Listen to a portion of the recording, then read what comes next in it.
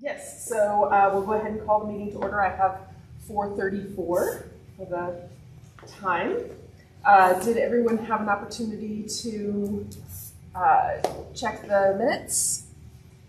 Do I have a motion to approve? Thank you very much. And second, thank you very much. All in favor? That is unanimous. Fantastic. We don't have any public invited to be heard, so we can move on to accessions. Right.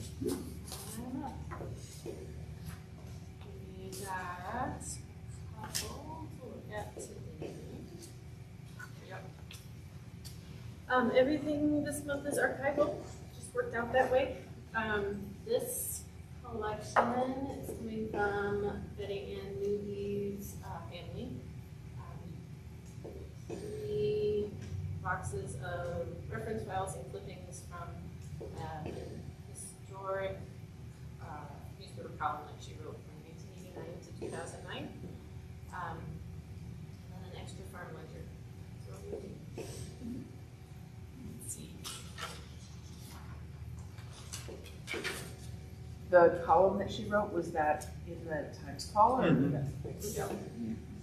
And many of the photographs included in the column are owned by the museum. So she did research here.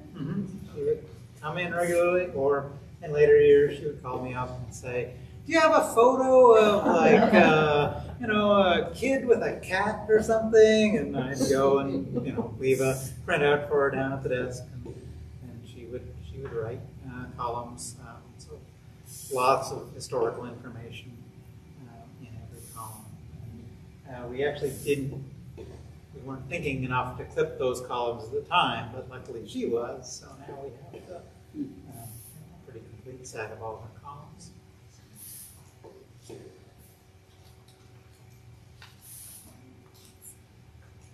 Number 8 is similarly archival material. This is from the Longmont High School newspaper, covering September 29, 1949 to 1950. School portraits. Let's see, many reunion directory books. So class reunions would publish them when they were having a reunion. The one that's in the photo is the 50th anniversary of the 1950 reunion. So lots of memorabilia from Longmont High School. There are a few, Trojan News High School newspaper clippings also, which we do not have any copies of currently in the collection. So there are those, and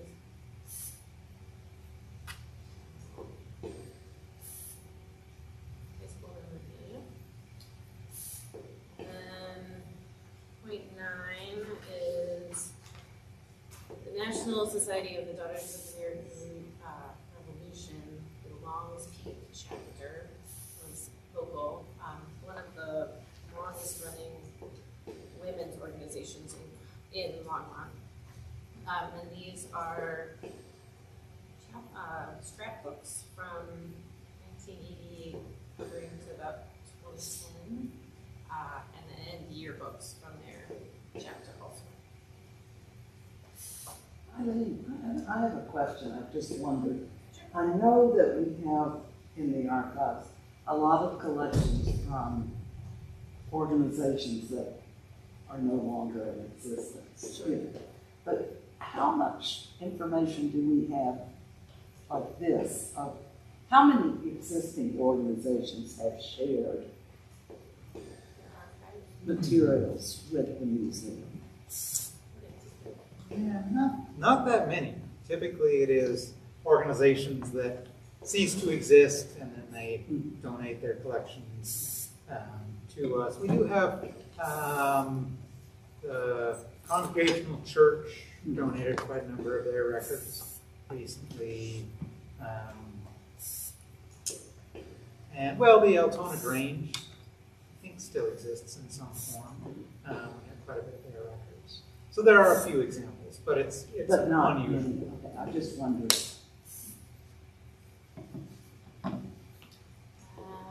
That's our 3 for this month.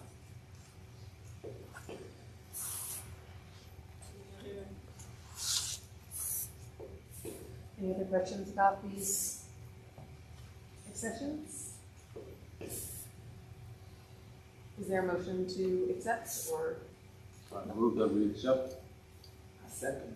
all in favor? That is unanimous. Thank you very much. All right, moving right along.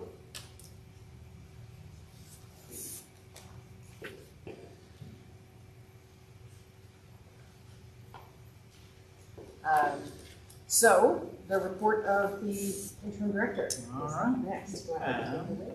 So, you all received the full report. I'll just point out a few highlights. Museum director position recruitment is in process. Jeff Friesner, the head of Recreation and Culture, said it is his goal to at least have a director chosen, if not in place, by the time he goes on vacation. Jeff goes on vacation July 18th. So that's kind of what we are looking at. That's pretty fast. So yeah, we'll see if that happens or not. I'll talk a little bit more a little bit later on under unfinished business about the capital campaign. If you haven't had a chance to see our agriculture exhibit, I encourage you to check it out.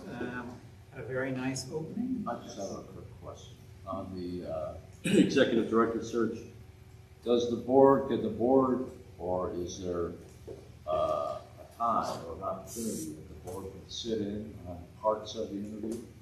I will ask Jeff. Jeff has been the one leading that, and I usually am a lot more involved, but something about applying for the position means that you can't write the questions. So I will ask Jeff about that. I'm not sure. The first Zoom phase, they were just short half-hour interviews, but I don't know what his plan is for the next phase. I'm more interested on the, when they come for the on-site visit. Mm.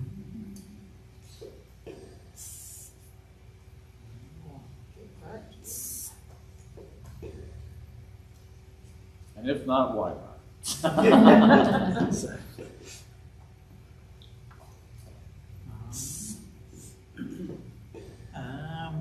I wanted to point out we actually will be getting featured in PBS NewsHour. They came out to film the agriculture installation. There's actually multiple different venues where that exhibit is being shown. And they filmed at the Agricultural Heritage Center, where there's an art piece, here at the Longmont Museum, and then Boulder Museum. So I haven't heard yet when that will air, but I'll try to make sure we, as soon as we get that information, we'll let everybody know. That's great. Congratulations. Terrific. We are in the midst of summer camp, so lots of kids at the museum all day long, so that is cool.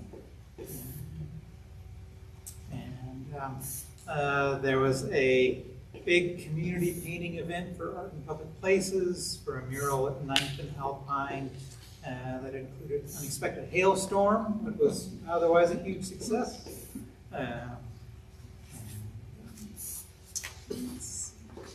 We have submitted our annual application to the Scientific and Cultural Facilities District. We haven't yet heard. Last year we got, I think it was around $270,000 from them. And it is based on income. Our income went up, so we're hoping to get a nice boost from that. A lot of us remember before we were phase 2, we would get $20,000 a year from them. So it's just really a feather in museums have to be phase 2 and stuff. Yeah, it's been a huge, it's actually allowed us to hire Megan Peters, our development director, because, and so that really makes the capital campaign possible and all kinds of things. So having that solid, sort of reliable year after year significant support from SCFD is a huge difference. I'm happy to answer questions about any aspect of the director's report. I want to belabor things. Well, you didn't mention that you got an award for your authorship. Yes. So the Boulder Heritage Roundtable mm-hmm. recognized Eric for his book about Longmont. Well done. Thank you. That's great.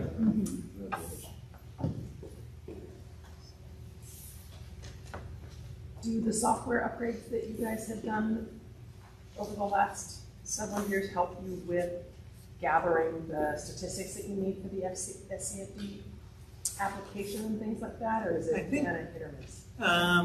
Some of them do. Our RecTrack software is a big part of all of those statistics.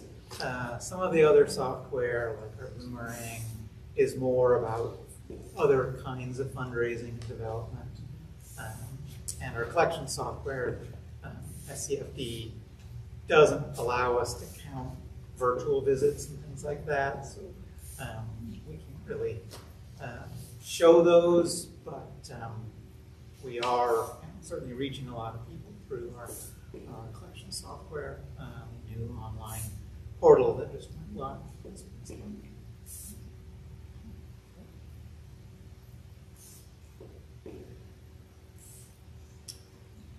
Any other questions, comments for Eric? What took him so long to recognize you for your book? There was a pandemic. When did you publish it? 2020. Or 2020. No. 2020, and then they pretty much didn't have their annual recognition for a couple of years, and so this was their year to recognize local history books that had been published in the last couple of years.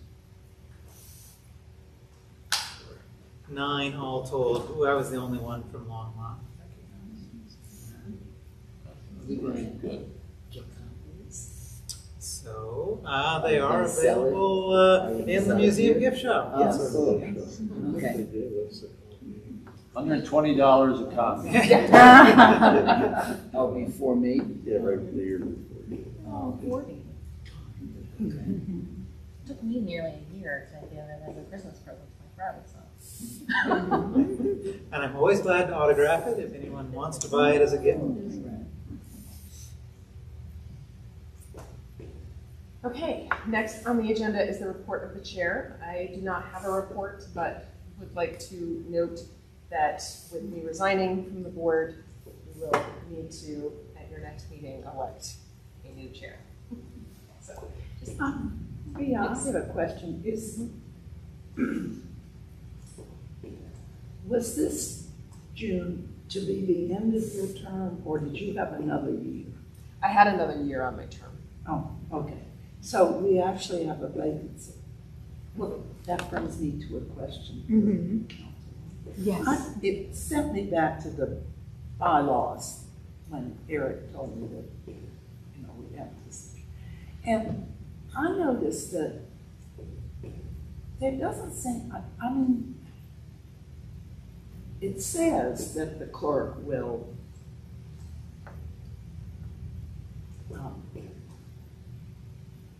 try to fill vacancies. Yeah. But as a matter of course, don't they usually wait until a certain time? I mean, it seems a shame we'd have to go a whole nother year. I know. Yeah, and I'm trying to think, when we did our interviews, so you must have recently. Yeah, it was just this last week. Okay, okay. Thank you for your service. Okay, yeah, so it wasn't, So we were able to fill all the vacant seats. So I guess you all know, those of you who applied, you're in. And then we have a new member. So then we'll have a current vacancy. Yeah, and then according to our charter and how we fill those vacancies, it happens twice a year. So I think we do have to wait until the December one, which is unfortunate.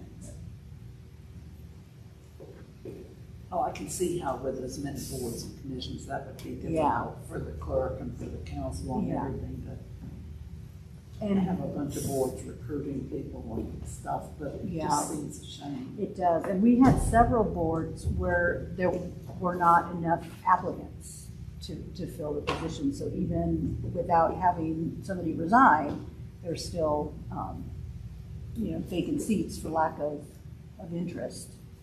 So, which is unfortunate.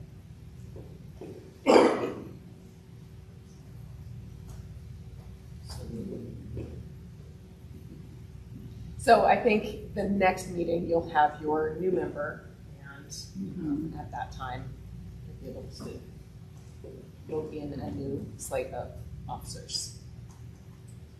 So just wanted to put a bug in the ear if anybody wants to throw their hat in the ring for chair. It's pretty easy. Well, you're gifted. The rest of us. And we have a vice chair that I Yes. would assume Would the vice chair move up to the? I mean, I guess That's it's, up to you guys. No, it's up to the board, and I guess I talked with Eric about this. Because of my health situation, I really feel that I want to continue. I have one more year on the board before I'm term limited. And I intend to, and would like to stay on the board, but I really feel like it's a chance for other people to start building, serving and building leadership deals for the future. So I'm going to decline from, even if anybody would nominate me. how did Lyndon Johnson say that? He said that he I would will not. not. Yeah. They're not nominated, That's they it. don't serve the elected.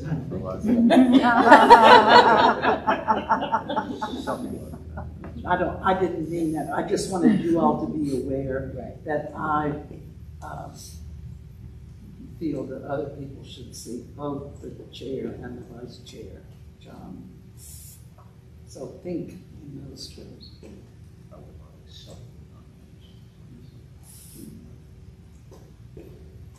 All right. So we can move on to unfinished business. So I'd like to chat about the capital campaign. Yeah. Go over to the laptop. This room doesn't have a fancy wireless, it's a wired laptop. So you may have seen in the director's report that we scaled back our capital campaign. This happened based on the results of the feasibility study that we received from the consultants that were hired by the Friends of the Museum Board. And I thought they actually put together a very nice presentation about kind of the reasoning behind what is going on, the work that they've done, and kind of where we are now. So starts out, so capital campaign feasibility planning. Talk a little bit about what a feasibility study is, results of the study, and then where we go from here. So, feasibility studies are a really important part of capital campaigns. They basically are a way of looking at what is realistic for an organization to raise in a community.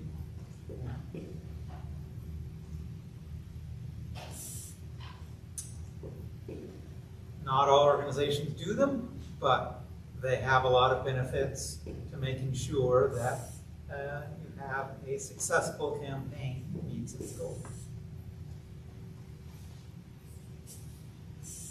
the basic components. There's review, looking at interviewing folks, working with staff, a lot of different aspects of those feasibility studies. So the theories that the consultants were testing was that the community sees a need for expanded exhibits, classrooms, event capacity, that we have a pool of donors that is generally given at kind of a membership level, but that they would see the need and understand, be interested in giving at a much higher level for a capital campaign, and that they'd be enthusiastic about it. So some of the indicators of success that they look for are the response rate to the inquiry. So one of the first things that we did is identify a number of kind of key donors, key supporters that we then had the consultants contact to then have them interview. And in those interviews, then they could gauge enthusiasm, as well as then also the consultants working with the staff, and then doing what they call a wealth evaluation to look at capacity of donors. That's the one piece that they have not yet. So some of the indicators, you know, how much we have leadership involvement, what are some of the external factors, how strong is our database of donors, things like that. So, now some of the findings. So, January, February of this year, met with staff, started doing some surveys, preparing and submitting a grant to NEH. There was a challenge grant for infrastructure.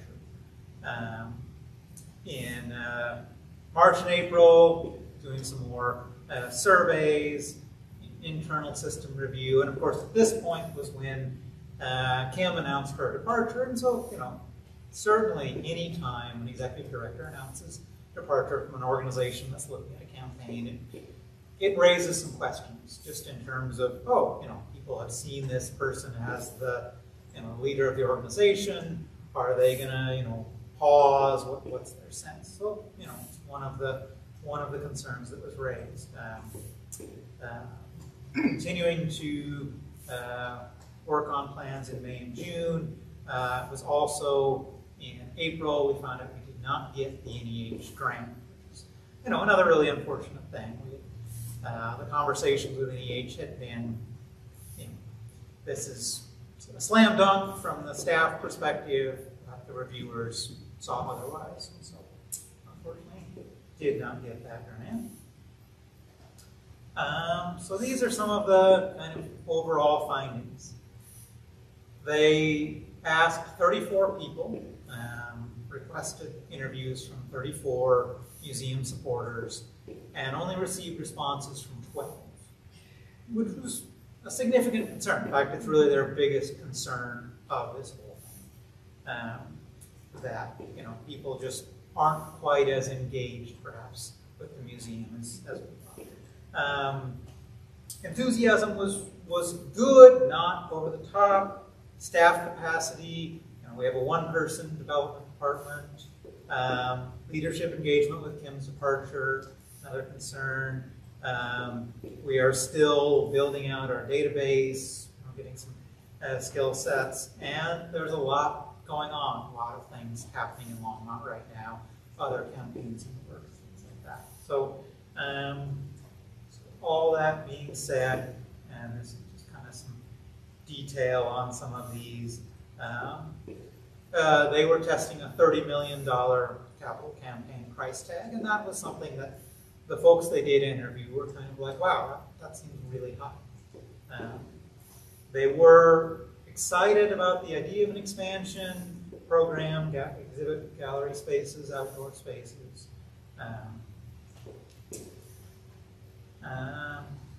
But when they were asked, well, how much would they give, donors did not suggest that they would be looking at a stretch gift. Now, that doesn't mean that it's not out of the question. It just means kind of off the top, they're not saying, oh yeah, I recognize capital campaign and I would write a much bigger check than I normally do. So there'd be more work to be done to get that to happen. Definitely interested in children's gallery, courtyard, classrooms. Not so much in parking or gift shops. Those are data points we're certainly considering. Our donors are loyal, but we don't have a lot of large dollar donors at this point, which we kind of knew going in. We got one big one. So we have one very large donor and some sizable donors, but not enough to really look at the size of campaign we had originally planned. So the plan going forward, new goal is 8.1 million. Still would be the largest campaign in the museum's history. And I think one of the exciting things is with the commitment from the Stewart Foundation for $5 million plus city support for another $1.5 million, we're already at 6.5 of that 8.1. So we feel like this is a very achievable goal. It does mean scaling our plans down a good bit, but it does not mean canceling everything. It really means focusing on some of the core pieces and knowing that really the idea is that this campaign hopefully will allow us to build those relationships so that we then, when we're doing a campaign in the future, we're not starting from kind of a baseline. We're starting from a level where people are like, oh yes, I've given significantly to the museum before, ready to do it again. Did the consultants note that this is really a terrible time to be starting the capital campaign? That's last year, 2022, the market went down 20-21%. And everyone's being ravaged by inflation. The market hasn't completely recovered.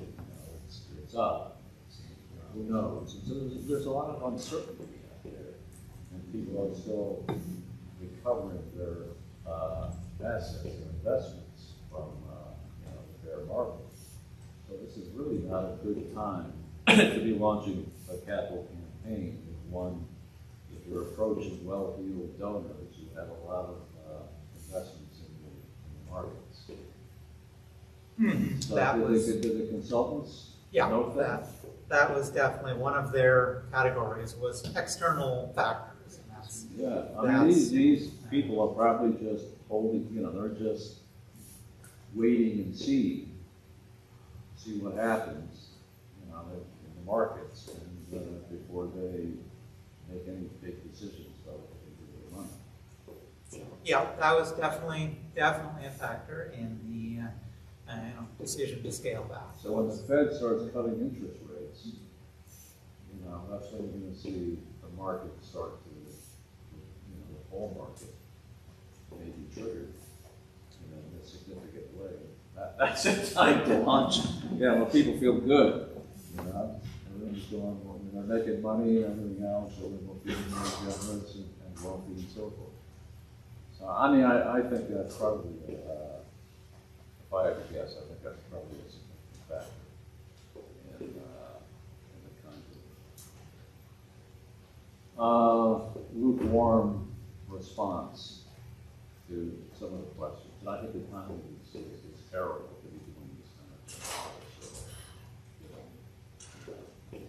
Last year, inflation.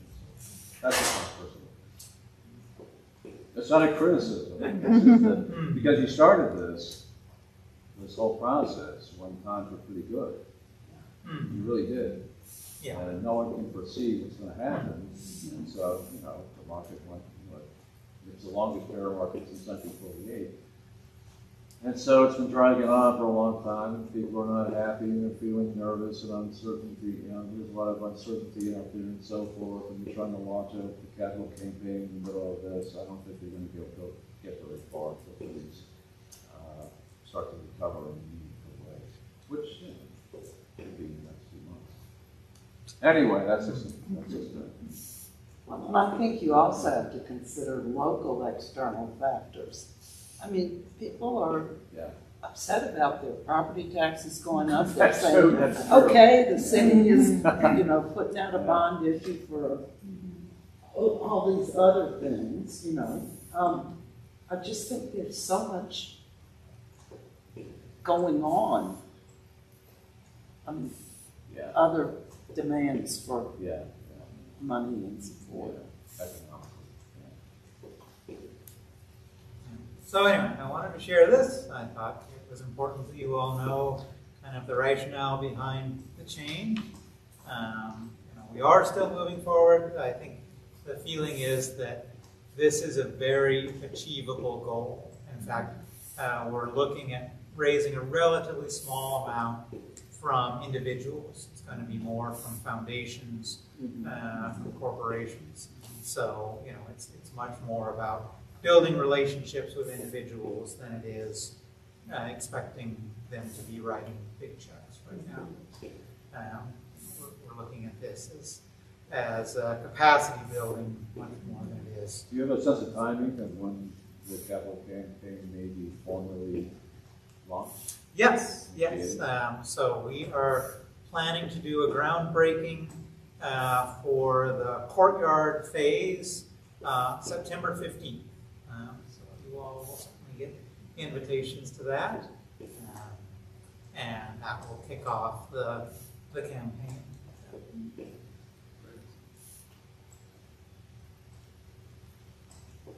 Is there enough flexibility built into the plan where if economically speaking, things get much better, that you can scale up?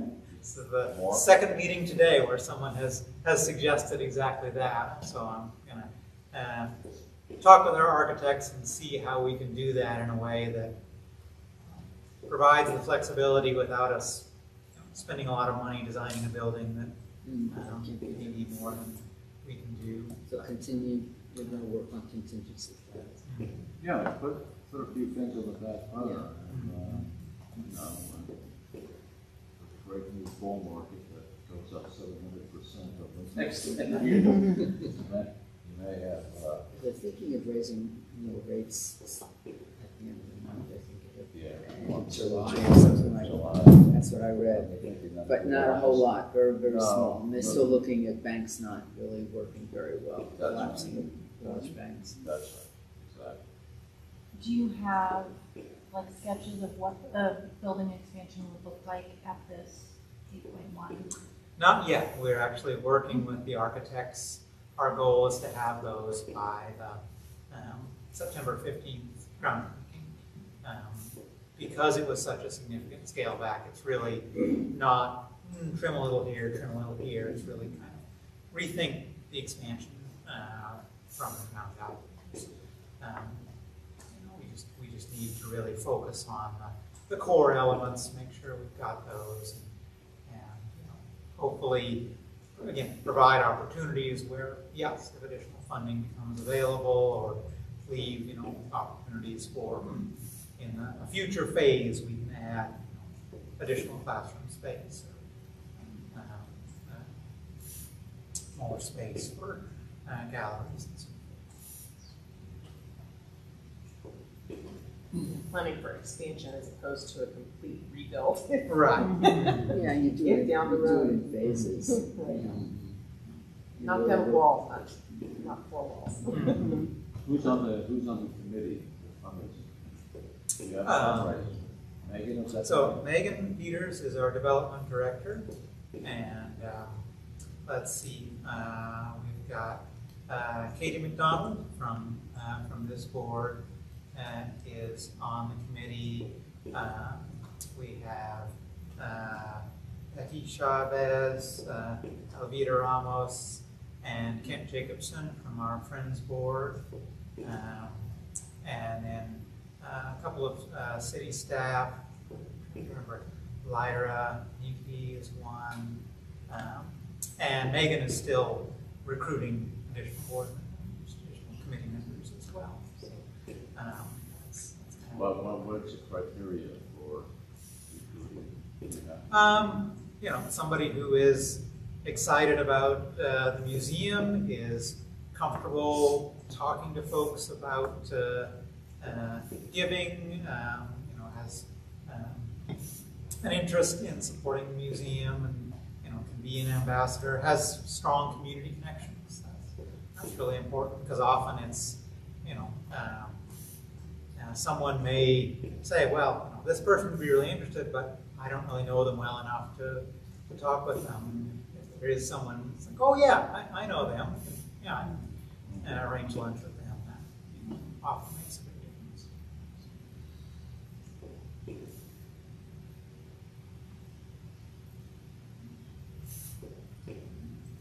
Any other questions?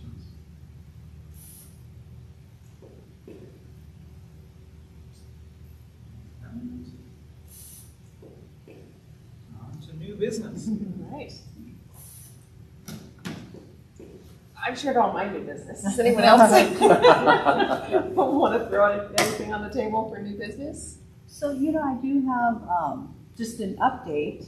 So, you know, we are sister cities with the Northern Arapaho, and when was it, earlier this month, I attended with a group, a couple of other council people, and myself, and senior staff and ES, and the sister cities folks. And we spent the weekend at Wind River. And it was a really eye-opening experience. It was very educational. And we're really looking to kind of bridge our relationship further. So one of the things, you know, I am a third grade bilingual teacher at Indian Peaks on my spare time. Actually, that's my full time. This is spare time. And we thought of the concept of a sister school with our school and one of the elementary schools in the Wind River Reservation. The other, and as I was speaking with the people who do the education facilitation out there, they were wanting to talk, they're interested in a language exchange. And so one of the possibilities, and we're looking at how best to coordinate, but one of the ideas that was thrown out there was a collaboration with the museum. So that's kind of why I'm bringing it up here. And so, you know, that's in the works. I have some meetings scheduled, I believe in August. They're coming down for a visit, and we'll have opportunity to sit and meet about, you know, ironing out details. But I you know, just that opportunity to bring the museum to the forefront, as well as having the museum kind of showcase the historical, just the history of the Northern Arapaho and impacts to this area and contributions to this area. So, you know, we're trying to bring in an educational piece, language exchange, as well as this, you know, unique opportunity for our youth. So yeah, I wanted to let y'all know that it's something that's in the works, and we're hoping to get something off the ground. That's fantastic. Exciting. It is very exciting. We've wanted to build those relationships for quite a Yeah, while. and it's so as we were talking, I was like, oh, I think I'm figuring out how. I think I know how we can do that and use the museum as this bridge to have that you know, safe meeting space, and this, yeah. So I'm still working out the details, and I'll keep you all updated as time goes on. Great. Do you think that we're going to be able to provide some of the same kinds of programming, or even more of some that we had this past year with Duality, because they were fabulous? That's what we would like to, yeah. You know, having the panel discussions, Mm-hmm. you know, providing educational through film, hands-on, and then like the powwow, you know, that Yes. kind of cultural exchange, and then Yes. providing dialogue. Yeah, and we want to find ways to not just to continue to grow that piece, but also have a space for when folks come to visit and stay here, that they actually have a place that is their own, not hotels, not house, not host places for homes, kids, but yeah. for children as well Exchange, as families, yeah. Northern Radical families to come and be a part of this. So yeah, we are. That's when I've spoken with Janice from the Sister Cities Coalition. That was, and Carmen Ramirez as well, looking for ways to grow this the programming for educational piece for our residents, as well as giving a voice for Northern Radical when they come to visit. And it is fulfilling that portion, that action item in our mission, in our land acknowledgement. It's, you know, we just don't do the land acknowledgement, but what are the action steps that will follow this to repair? So, we're working on it. Yeah, because we really need some more educational speakers to come in. And some of the things that really hit me was the whole idea of trust. Yes. How do we build trust Yes. after? And we're starting, I mean, you know, the whole idea of the law, that was Supreme Court did not shoot down with Native American adoption. Yes. Which is a really, really big deal. Mm-hmm. You know, and the level of trauma that folks have experienced. Yes, that, you know, just even leaving the reservation is just there's a lot of uncertainty. You know, with young women and children being abducted. Right, and there are different programs that are on TV that are voicing all of that. Yes. Which is really good, but, you know, on films. Yeah.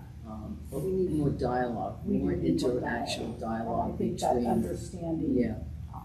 You know, that we understand where folks are coming from. Right. And how to best support. Yes. That's, and communicate. And communication and process. To break down those barriers. Yeah. So it's very exciting.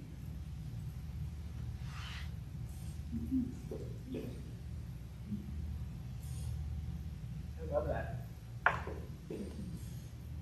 It is so exciting that that we're doing it, you know. I mean, like, I was so excited about what happened when, Yeah, this is, as far as the Sister Cities organization, it's a worldwide. Very exciting. There has never been a Sister Cities alliance between a sovereign Native American nation. Right. It's very exciting.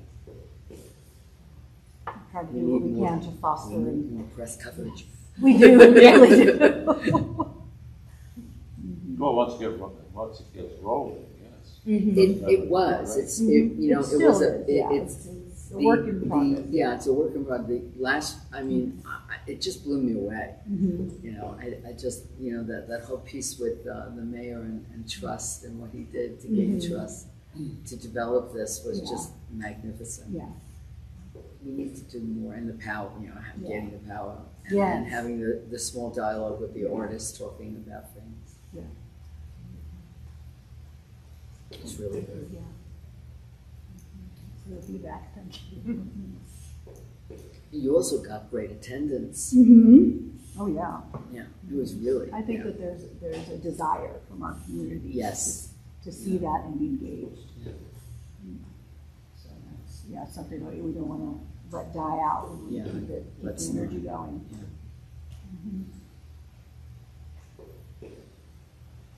Well, it's fascinating history, that's for sure.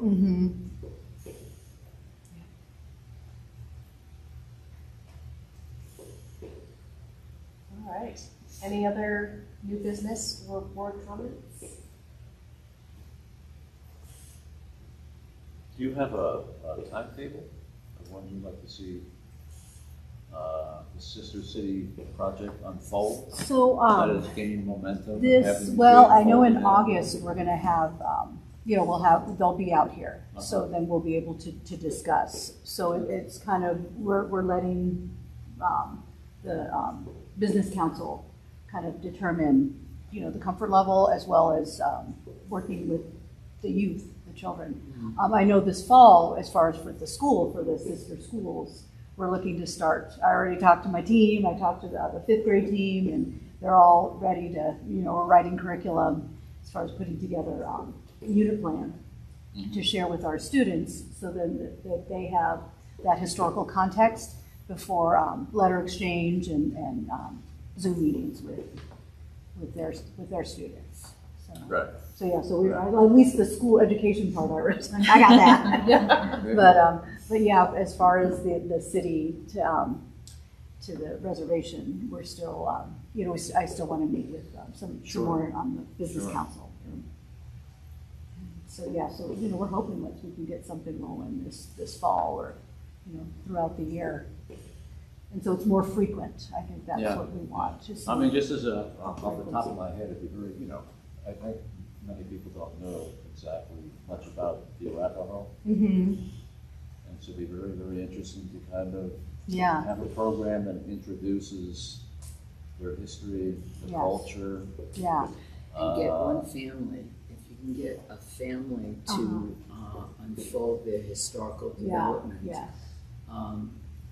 It works. Yeah. When you have that personal, that personal exchange. Yeah, no, that's important. It makes it real. When you bring in a family to talk about what their background is and what happened, And it was interesting because the Wind River Reservation actually houses the Shoshone and the Northern Arapaho, which are century-old enemies. Yeah. So the fact that they were put on that same reservation, it was, I feel like there was malicious intent in there. Probably. Yeah, and so it's coming to terms with that. Yeah, it was a conquest. It was a conquest. Yeah. What's always amazed me is how few there were at the time that this area was settled. I mean, I think because people see movies with, these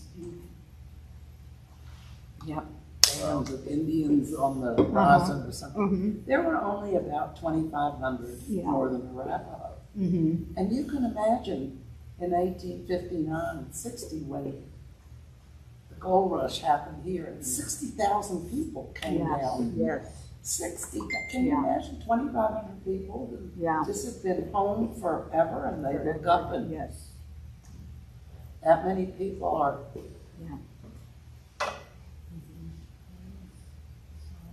No, we've got, there's a lot to learn, and I'm still learning, and it's an amazing experience. Commend our staff who made that happen. It really is. Just trying to keep Mayor Bagley's legacy going, because what he did was great. Yeah. Oh. Amazing. Yeah.